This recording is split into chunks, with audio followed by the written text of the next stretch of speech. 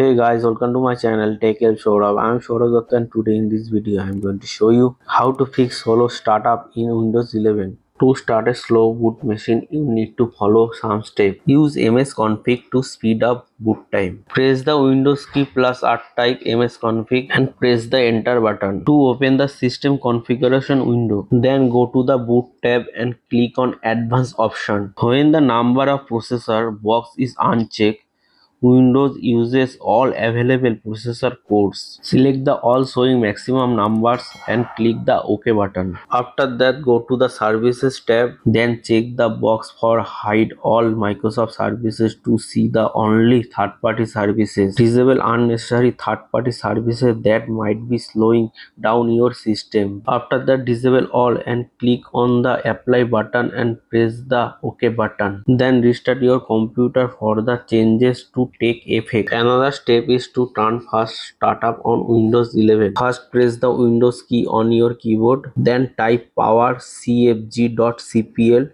and hit enter. Then click on choose what the power button do in the left slide bar. Now in the right pane, click on change settings that are currently unavailable to allow admin permission. Then just enable the checkbox and click the save change. You are done.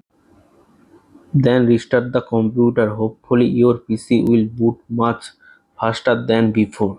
Follow these two steps and speed up your PC. I hope this video helped you. Please share it with your friends also. If you have any doubt related to this, let us know in the comment box below. If you like the video, don't forget to like, share and subscribe to the channel.